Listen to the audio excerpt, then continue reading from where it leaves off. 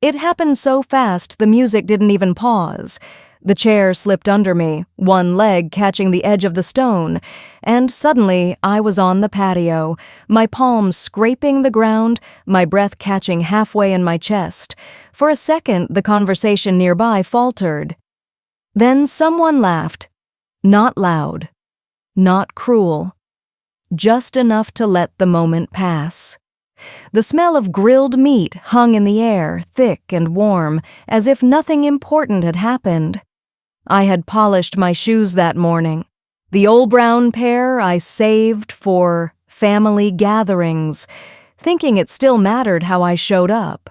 I stayed there longer than I should have, my hand pressed flat against the stone, my eyes lifting from one face to another. No one moved. Rachel glanced over first, just for a second, then looked away like she'd already decided something. "Careful, Mom," Ethan said, like I'd just spilled a drink. I looked up. He was standing by the cooler, a drink already in his hand, the corner of his mouth lifting at something someone else said. His eyes flicked toward me, just long enough to see exactly what had happened, then slid away again, like it didn't concern him, then back to the conversation that hadn't paused for me. He didn't step forward, didn't set his drink down, just stayed where he was. Around him, a few people glanced over, then just as quickly looked away, already turning back to whatever mattered more. A woman I didn't recognize lowered herself into my chair, crossing her legs as if it had been empty all along. My fingers pressed harder into the ground, not from the fall, from the waiting. I didn't fall that hard. It just felt like I did. No one even asked if I was all right. Emma's voice broke through it. "Grandma, are you okay?" She was already beside me, her hand hovering, careful, as if she didn't want to startle me. "I'm fine," I said automatically. She helped me up anyway. Her hand was warm, steady. I brushed at my skirt, slow, controlled, even though my fingers trembled just slightly at the edge of it. No one else said anything.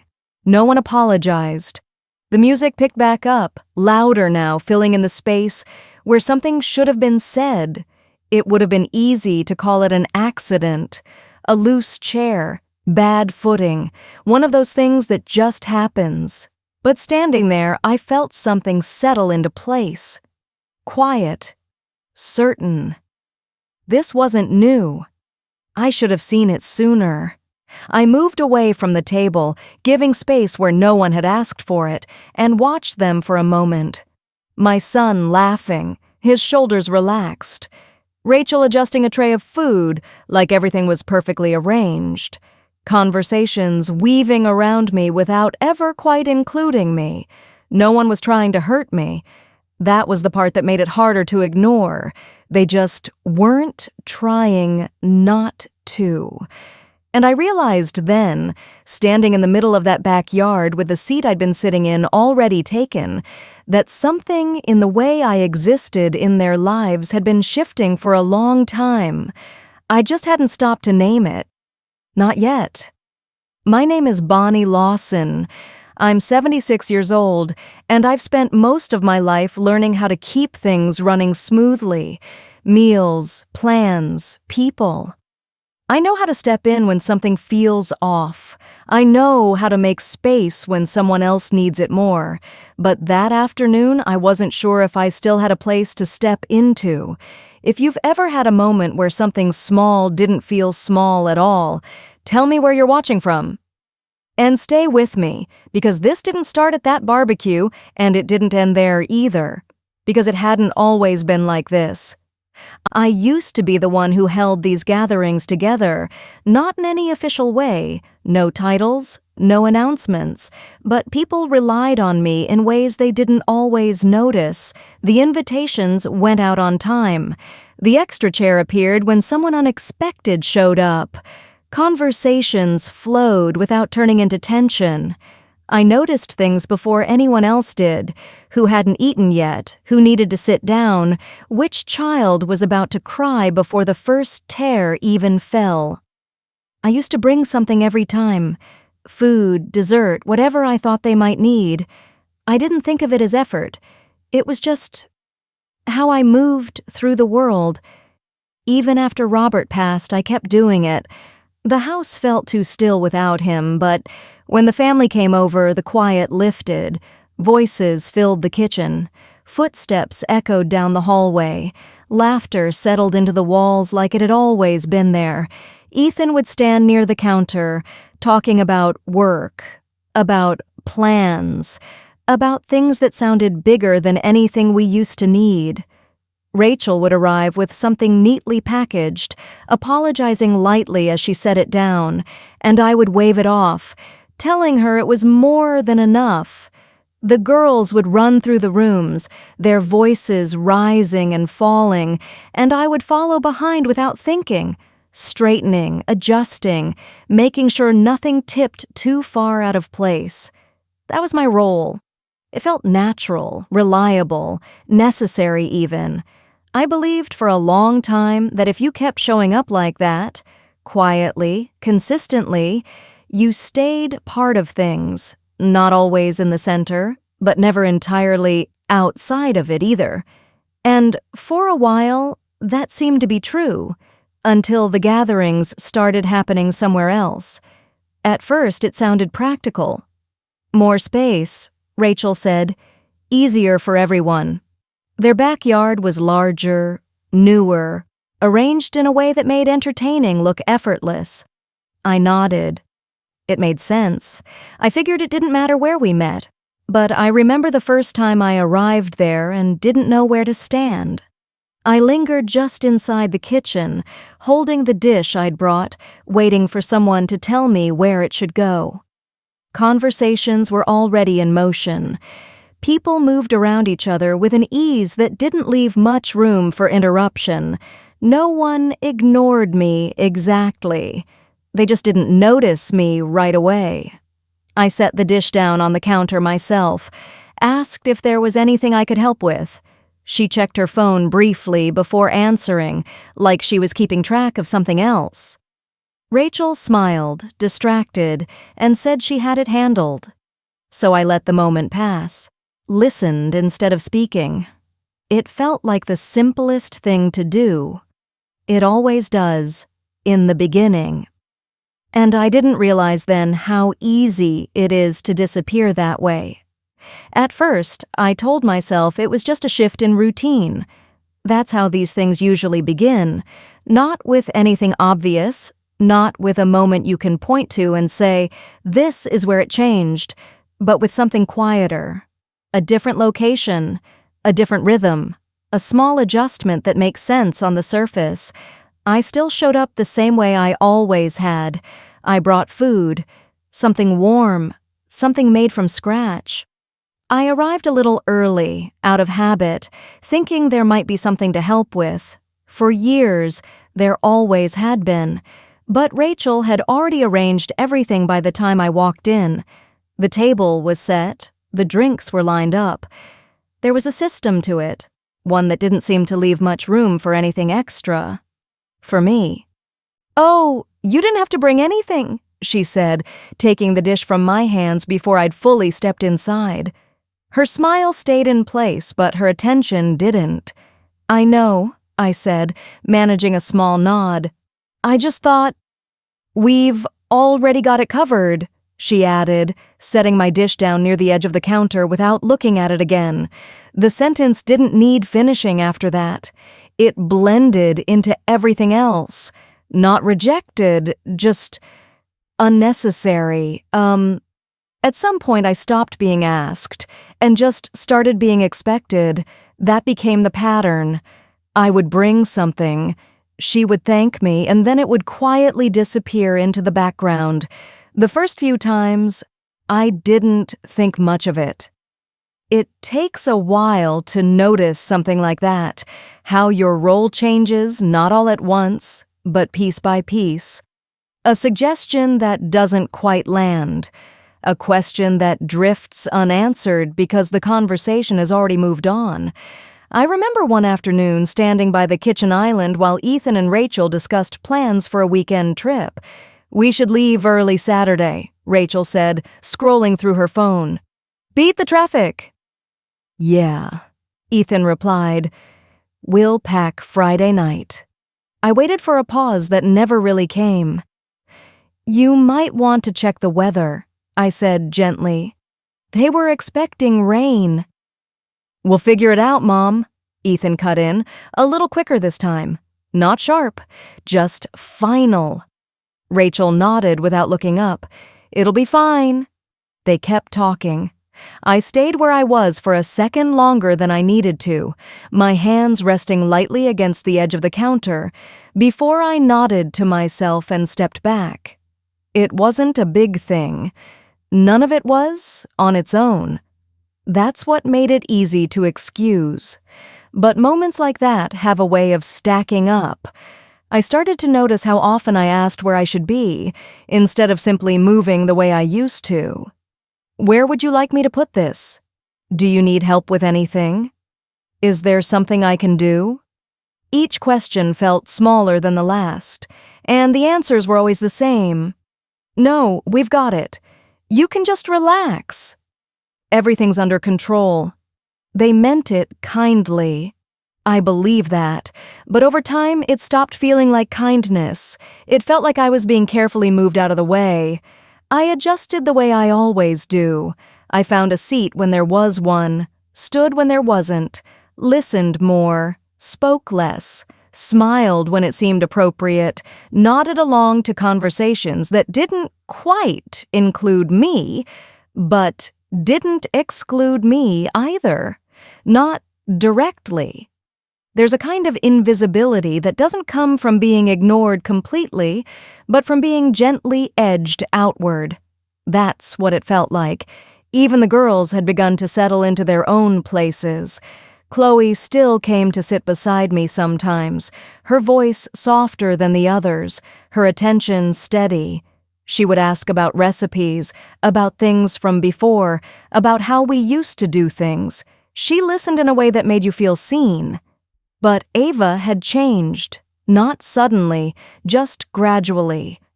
She moved through the room with the same rhythm as her parents now, checking her phone, laughing at something I didn't quite follow, slipping into conversations that moved faster than I could keep up with. When I spoke, she listened, but her attention didn't stay long. It wasn't disrespect.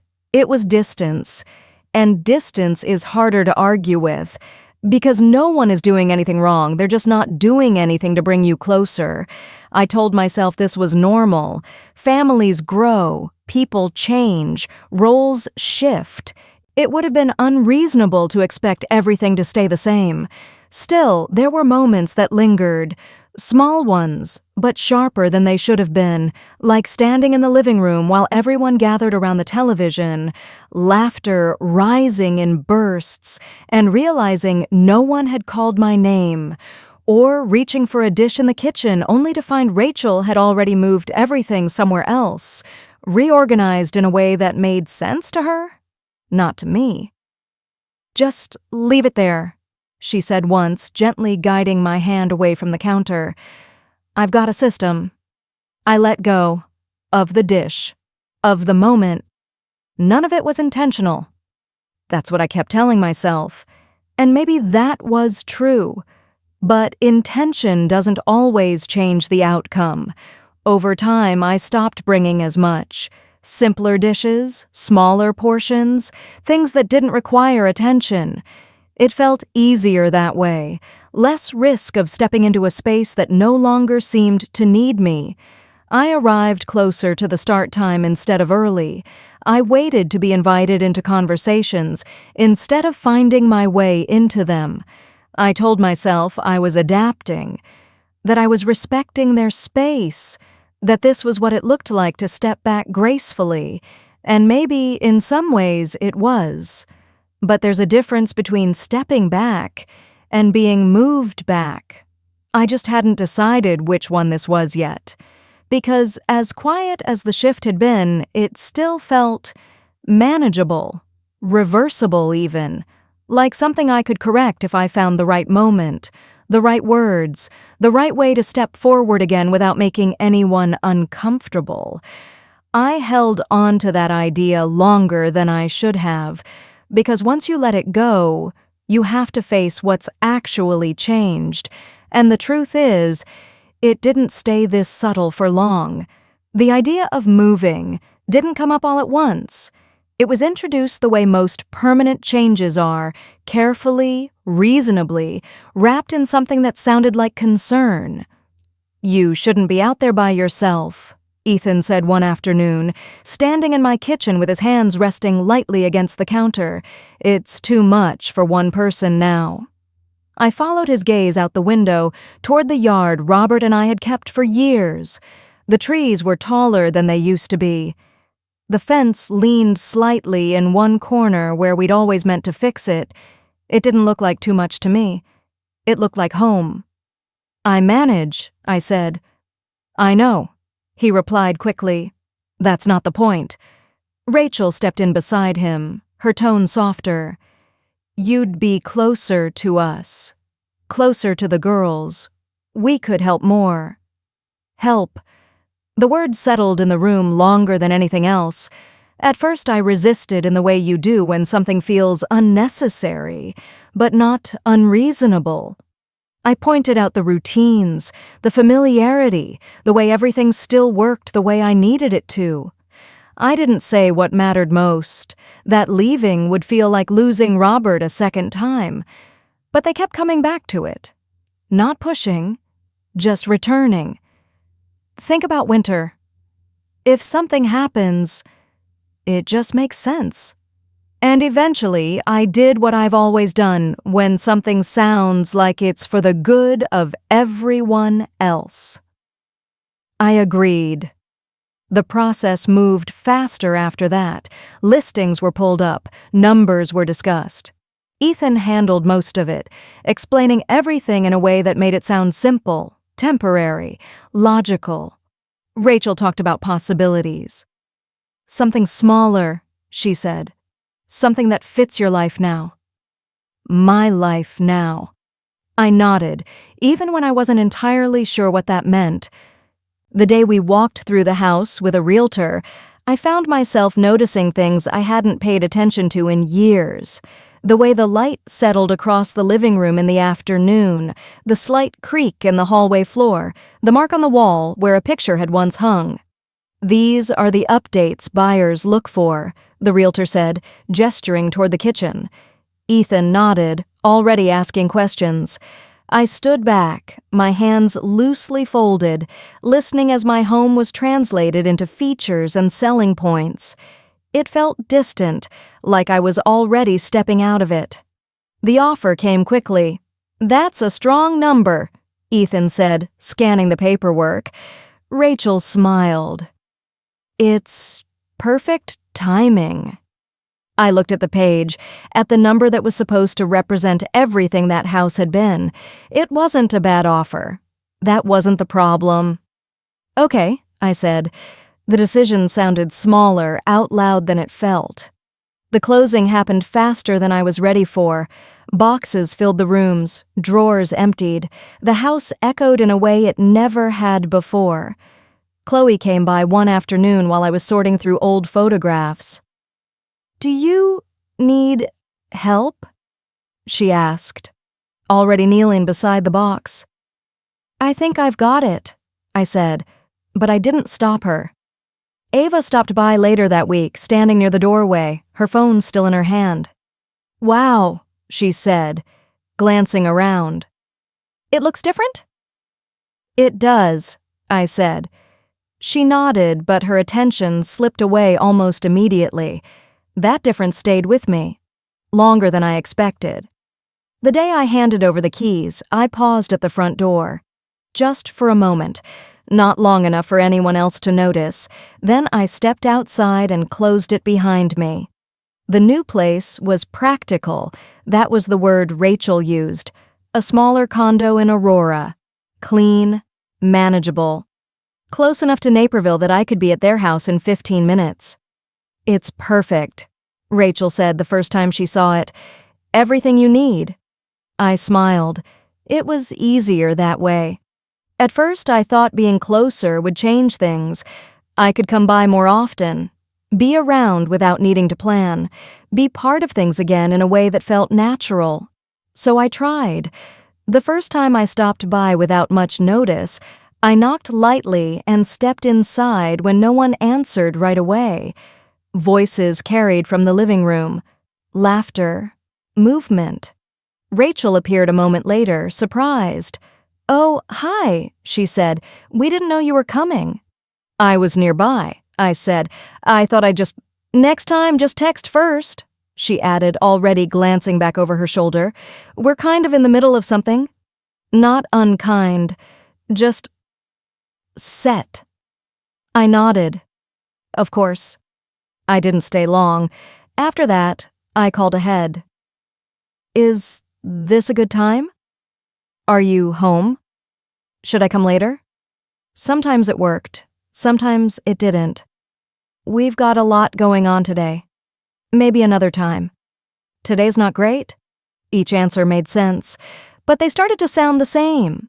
I changed how I showed up again, visited less, waited to be invited, told myself it was about respecting their schedule, their space, but something about it didn't quite line up. I was closer than ever, and somehow less included. Even when I was there, it felt different. "Mom, can you pass that?" Ethan asked once, gesturing toward a bowl. I handed it to him. "Thanks," he said, already turning away. The moment closed immediately. Useful, but not part of anything. That word came to me more often now. Not dramatic, just quiet observations, repeating often enough that they stopped feeling like coincidence. I had moved to be closer. That had been the reason. But standing there in that new space, watching the same patterns unfold in slightly different rooms, I began to understand something I hadn't wanted to name before. It hadn't been about distance, and moving hadn't changed anything. It had only made it clearer. And once something becomes clear like that, you don't get to stop seeing it. By the time my birthday came around that year, I had already learned not to expect too much, not in a bitter way, just in a quiet, practical way that makes things easier. Still, I made a small effort. Nothing elaborate. Just a simple dinner at a restaurant in downtown Chicago, somewhere I knew they liked. I called a week ahead to make the reservation, chose a place with enough space for all of us, told myself it would be nice to sit together without distractions the way we used to. I even bought a new blouse. Something soft, a light shade I don't usually wear. I remember holding it up in the mirror that morning, wondering if it made me look different somehow. Not younger, just more present. I arrived early. That part hadn't changed. The hostess led me to the table, a long one near the window. I thanked her, sat down, and folded my hands neatly in front of me, watching the reflection of traffic lights flicker across the glass. People moved around me, waiters passing by, other tables filling up, conversations rising and falling. I checked the time once, then again.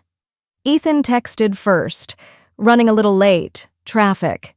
"Of course," I murmured. Rachel sent a message a few minutes later. "Parking is a nightmare. Be there soon." It all sounded reasonable. I waited. 15 minutes passed, then 20. I adjusted the menu in front of me, though I had already read it twice, took a sip of water, looked toward the entrance each time the door opened, my posture straightening just slightly before settling again. Eventually, they arrived together. "Sorry," Ethan said quickly, sliding into his seat. "It's been one of those days." Rachel set her bag down. "Everything's backed up tonight." "It's okay," I said. "I just got here myself." The lie came easily. Chloe sat beside me, offering a small smile. "Happy birthday, Grandma." "Thank you, sweetheart." Ava followed, distracted, her attention already drifting toward her phone as she took her seat. Menus were picked up. Drinks were ordered. Conversations started before everyone had fully settled. "So, we might go out of town next weekend," Rachel said, glancing at Ethan. "That could work," he replied. "Depends on the schedule." I listened, nodding when it felt appropriate. At some point, the waiter returned. They sang. Just not to me. "Are we celebrating anything tonight?" he asked, glancing around the table. There was a pause. Brief, easy to miss. "No, just dinner," Rachel said lightly before anyone else spoke. The waiter nodded. "Of course." He turned back to his notepad. Something in my chest shifted, small but steady. "Are we ready to order?" he asked. Ethan answered before I could speak. "Yeah, I think so." He listed off a few dishes. Rachel added something. Chloe chose quietly. Ava didn't look up as she spoke. The waiter turned to me last. "And for you?" I realized I hadn't decided.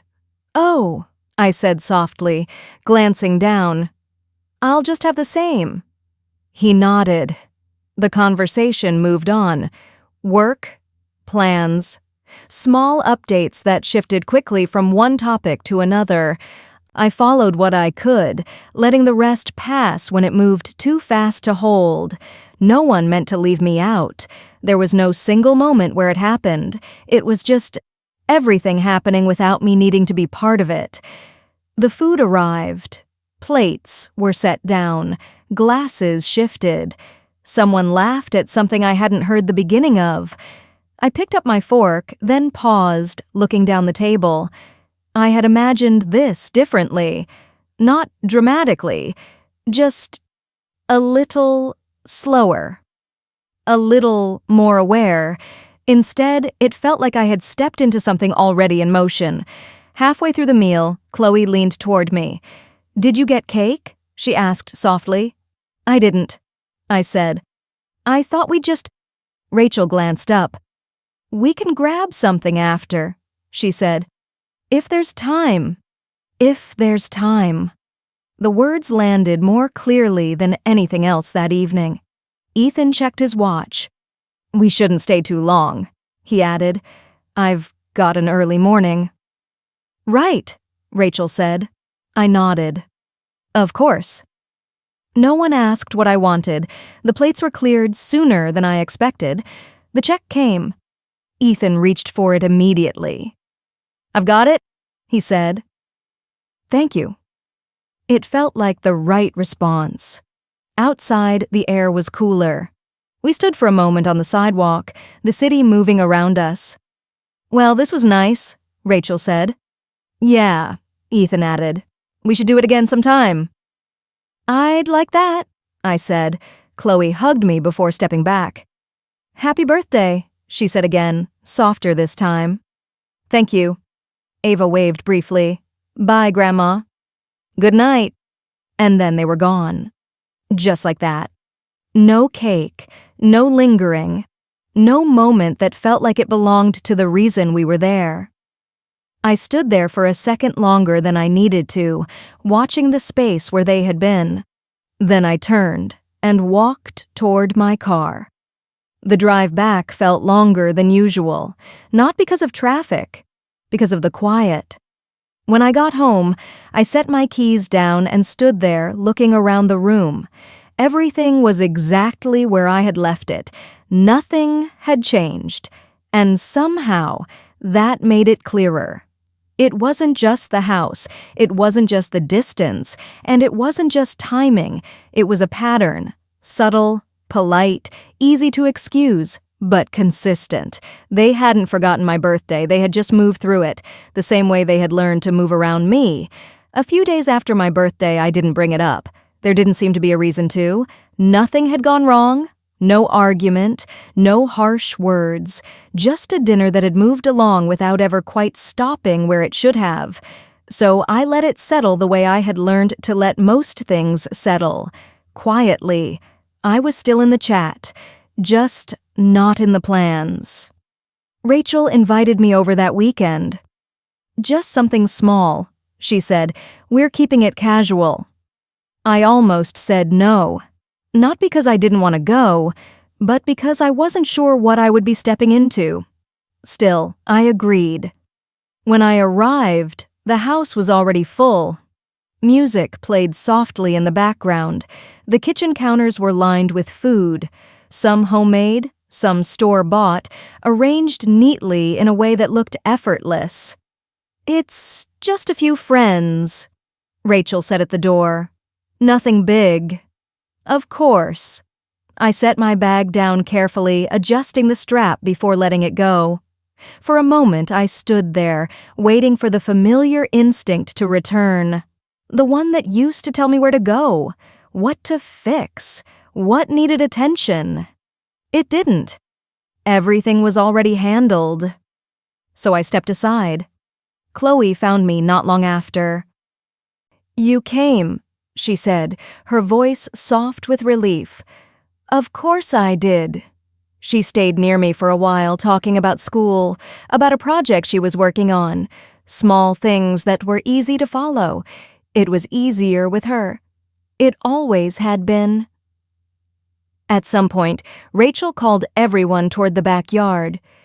"We've got more space out here." People moved together, carrying their drinks, their conversations, their laughter. I followed behind, slower, letting the space fill before stepping into it. Outside, the air was warm. The same patio, the same arrangement. I noticed the chairs again, not because anything was wrong, but because I was aware of them now in a way I hadn't been before. Where they were placed, who they were for, how easily they could be taken without anyone noticing. I chose one near the edge. Not too close, not too far. Just there. Voices overlapped. Laughter rose and fell. Someone turned up the music a little louder. A man I didn't know well began telling a story, his hands moving as he spoke, drawing attention from the group around him. I listened. Then slowly, the conversations shifted, smaller circles formed. People leaned closer, their voices lowering as they moved into conversations that didn't carry across the space. I found myself sitting still, my hands resting loosely in my lap, watching the way everything moved. Not part of it, not completely, outside it either, just present. A few feet away, Rachel laughed, her head tilting back slightly. Ethan stood beside her, adding something that drew another round of laughter.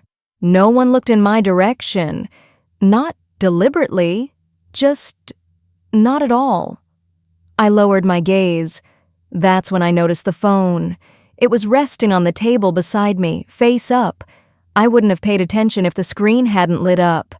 A notification. Then another. The name caught my eye first. Rachel. My hand stilled slightly against my lap. I didn't move closer. I didn't need to. The message preview appeared clearly. "She's here already." I blinked once, not entirely sure I had read it correctly. Another message followed. "Just act normal." You know that feeling when a room keeps moving, but something inside it doesn't? The words stayed on the screen, steady, unchanging. No follow-up, no correction. Around me, nothing shifted. Rachel was still mid-sentence, her voice light, easy, like she hadn't just said anything at all. Someone near the grill laughed, too loudly for what had been said. A glass tapped against the edge of the table, once, then again, like a rhythm that didn't quite match the moment. I noticed the small things. The way Ethan nodded without really listening. The way people leaned toward each other, not out. The way space closed without anyone realizing it had. It all looked the same. That was the problem, because now I knew it wasn't. I didn't move closer to the phone. I didn't need to. The message had already done what it needed to do. For the first time, I wasn't trying to explain it away. For a moment, I considered looking up, seeing if anything had changed. But nothing did. A third message appeared. "We'll talk later." The screen dimmed. I sat there, still, my breathing even. my posture unchanged. From the outside, nothing had shifted. The music continued. Laughter carried. Conversations flowed exactly as they had before. But inside, something settled. I lifted my eyes slowly, looking toward Rachel. She was still smiling, still engaged, her voice light, effortless, as if nothing had happened, as if nothing needed to be hidden. I told myself it could mean anything, that I shouldn't read into it, all the things I had told myself before. But this time, it didn't feel the same. It didn't feel like a misunderstanding. It felt practiced, like something that had been repeated enough times to become easy. I looked back down at the table. The phone stayed where it was, dark again now. No one came back for it. No one noticed that I had seen it. And in that moment, I understood something I hadn't allowed myself to fully see before. This wasn't accidental. It wasn't timing, and it wasn't distance. It was a pattern. Clear enough now that it didn't need explaining. I think that was the moment I stopped explaining it away. I had been adjusting to something I didn't fully understand. Now I did. And the part that stayed with me wasn't just the message. It was how certain they were that I wouldn't notice, or worse, that I would notice and still say nothing. I didn't bring it up that night, not at the table, not on the way out, not even to Chloe, though I could feel her watching me more closely than usual. I went home the same way I always did, quietly. But this time, the quiet didn't feel like something I chose. It felt expected. The next day, Chloe called. "Grandma?" Her voice was careful.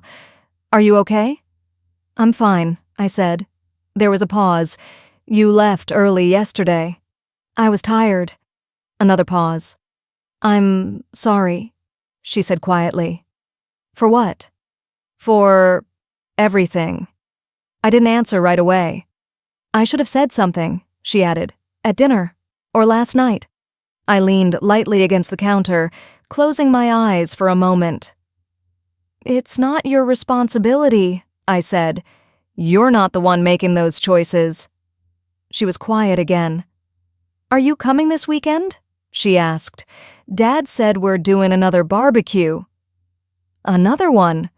"I'll think about it," I said.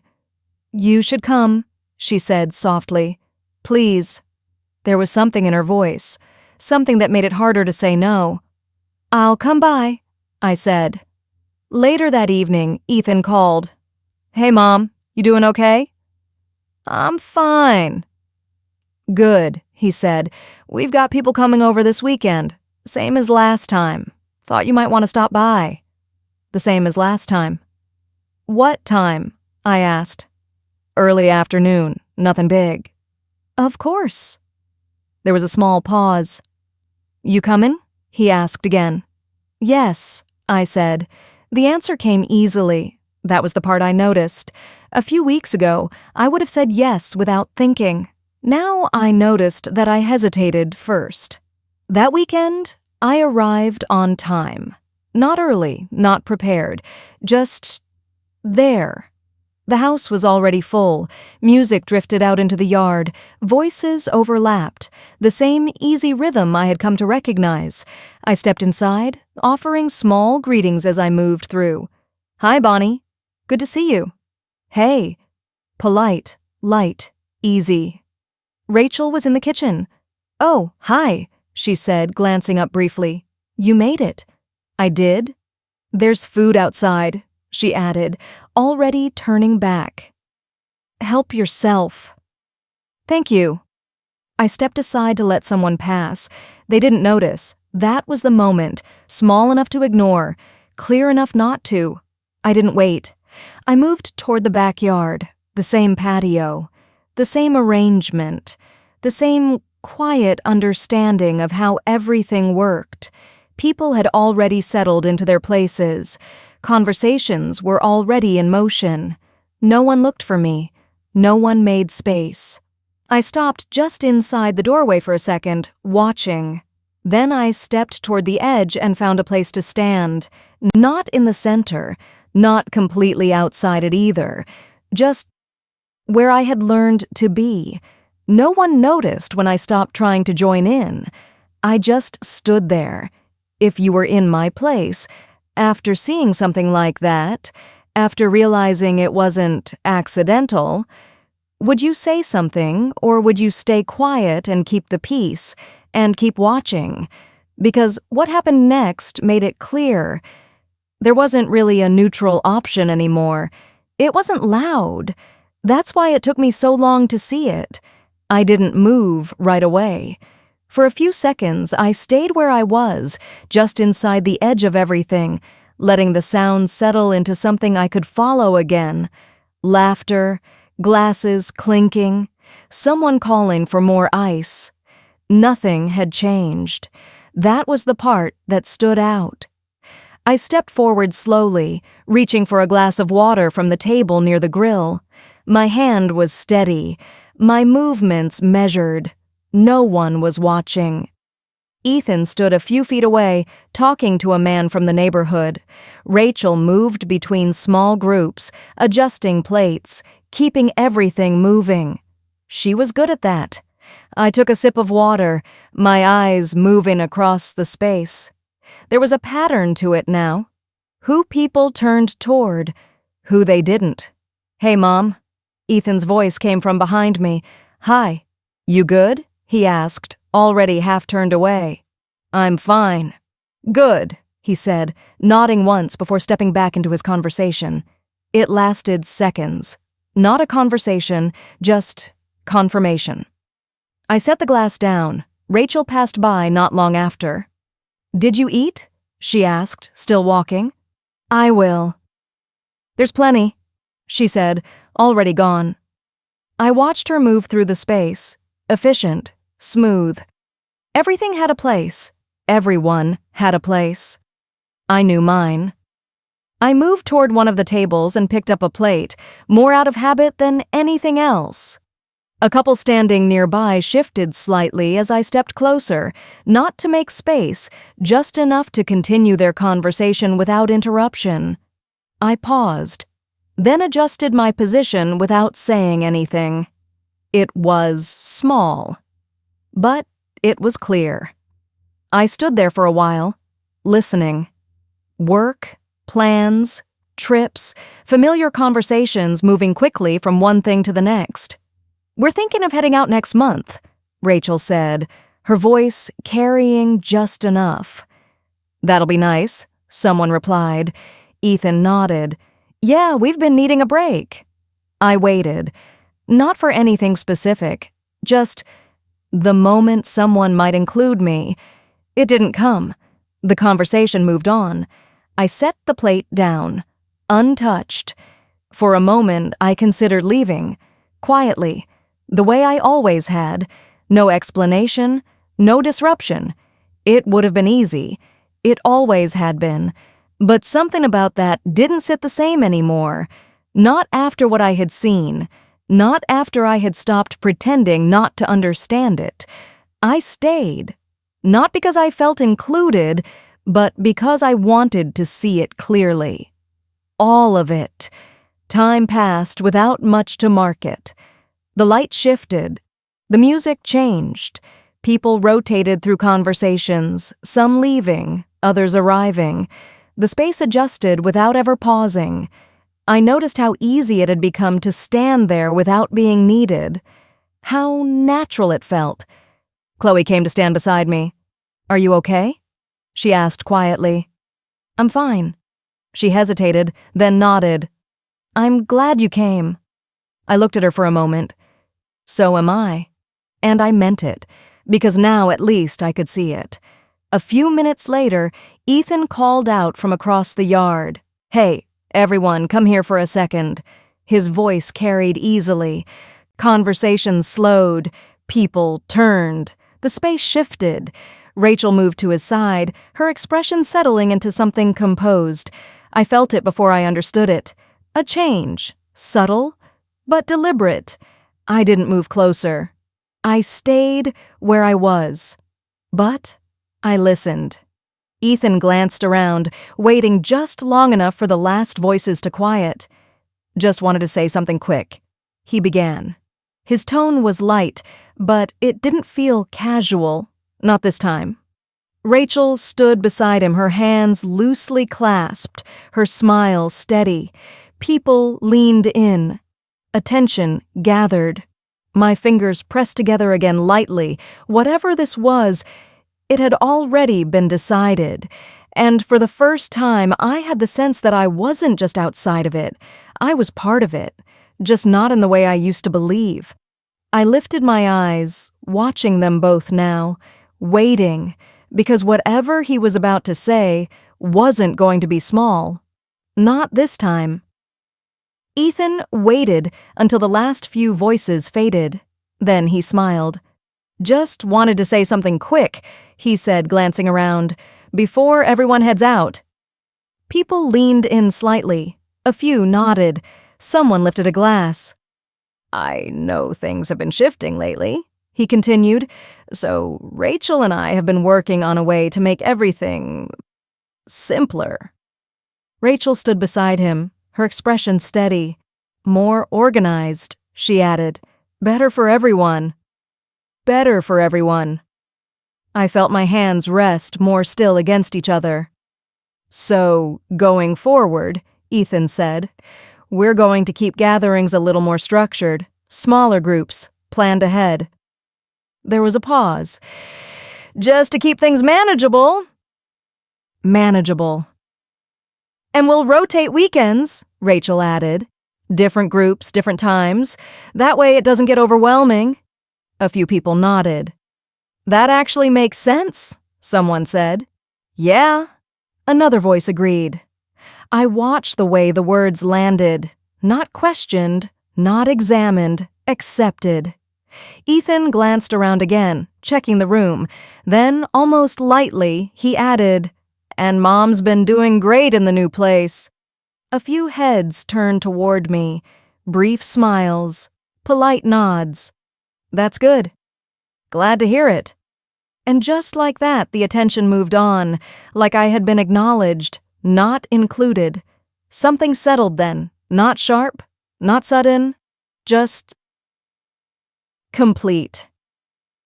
I had been adjusting for months, explaining things away, making space where no one had asked me to, but nothing about this had been accidental. Not the move, not the distance, not the message, not this.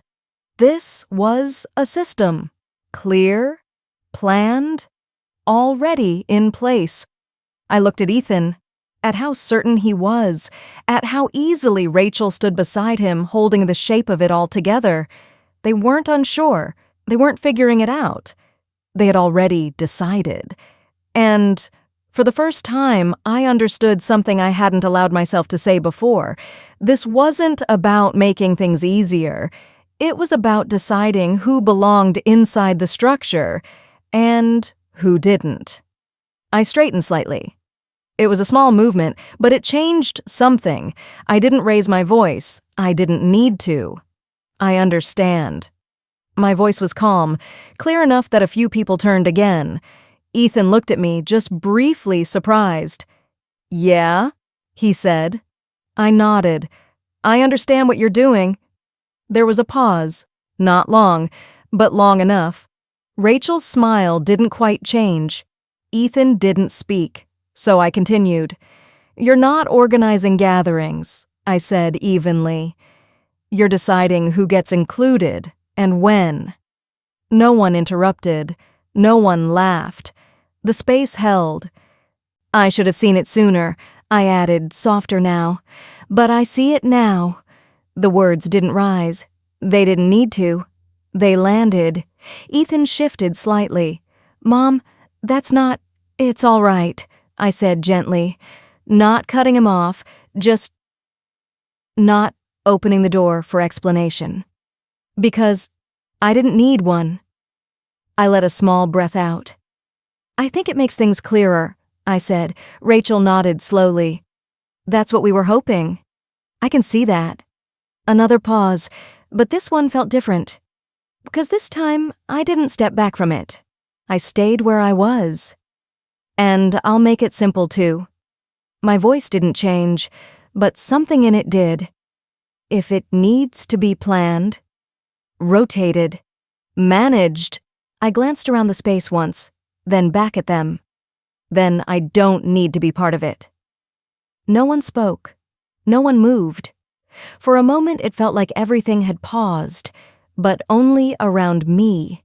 A man standing near the grill shifted his weight, glancing over briefly before turning back to his conversation. Someone else let out a small laugh at something I couldn't hear, the sound landing at the wrong time. A fork scraped lightly against a plate. Music carried on from somewhere behind me, steady and unchanged. I could see it in the way people looked, just for a second, just enough to register what had happened, then chose to move on.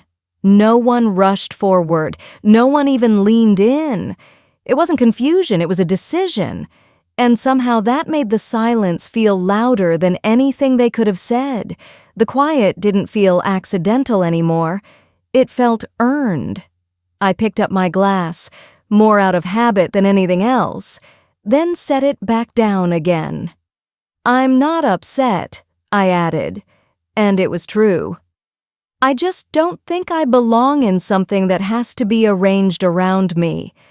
That was the line, the one that settled into the space and stayed there. Ethan didn't answer. Rachel didn't either, because there wasn't anything left to organize around it. I nodded once, not to them, just to myself. Then I stayed where I was, not out of the conversation, out of the structure. People began to move again after a moment. Conversations restarted, quieter this time. Someone cleared their throat. A glass shifted against the table, but something had changed. Not loudly, not dramatically, just enough. I didn't stay much longer. No one stopped me. It felt like something I was finally choosing for myself. When I got home, I set my keys down and stood in the quiet. But it didn't feel the same. I didn't go back the next weekend. No one asked me to. No one followed up either. And for the first time, that didn't feel like something I needed to explain. The house stayed quiet, not the kind of quiet that used to press in after everyone left, just something steadier. I kept my routines, morning coffee, a short walk in the afternoon, the same chair by the window where the light settled just before sunset. Small things, familiar things, but they felt different now. Not like something I was holding onto, more like something I was choosing. Chloe called a few days later. "Grandma?" she said softly. "I've been thinking about what you said." I let her continue. "I didn't understand it before," she admitted. "Not fully." "That's all right," I said. "But I do now," she added. "At least, more than I did." "That's enough," I replied. There was a pause. "I miss you being there," she said. The words were simple, but they stayed. "I'm still here," I said. "I know," she answered quickly. It's not the same." "No," I said. "It isn't." Another pause. "Can I come see you this weekend?" she asked. "Yes." This time I didn't hesitate. When she arrived, she stepped inside more slowly than usual, her eyes moving across the room as if she was seeing it properly for the first time. "It's nice," she said. "It's simple," I replied. She smiled. We sat together at the table. For a while, we didn't say much. The quiet between us didn't feel heavy. It felt settled. After a moment, she reached for my hand. "I wish I had said something sooner," she said. I looked at her. "You're saying something now," I replied, and that was enough. We talked for a long time after that, not about what had happened in detail, not about who was right or wrong, just about things that mattered, The kind of conversation that doesn't rush to fill every silence. Later that evening, when she left, the quiet returned again. But it didn't feel the same, because now it wasn't built on what was missing. It was built on what remained. Ethan didn't call. Rachel didn't either. There were no messages explaining anything, no attempts to adjust what had already been set in place, and I didn't expect them to. A week later, I drove past their house by chance. The yard was full again, chairs arranged the same way, voices carrying out into the street, the same rhythm, the same pattern. I slowed for a moment at the corner. Not long, just enough to see it clearly. Then I kept driving. There was no pull to stop, no question in my mind about whether I should, just recognition. And then distance. The house felt smaller, but somehow it felt more mine. When I got home, I opened the windows and let the air move through the room. The light shifted slowly across the floor. Everything was where I had left it. And for the first time, it didn't feel like something I had been left behind with. It felt like something I had stepped into on my own. I turned off the light, stood there for a second in the quiet, and realized I wasn't waiting for anyone to make space for me anymore. If you were in my place, would you speak up and risk everything changing, or stay quiet and pretend you didn't see it? And if this story stayed with you, you can like it, share it with someone who might need it, and follow along for more stories like this.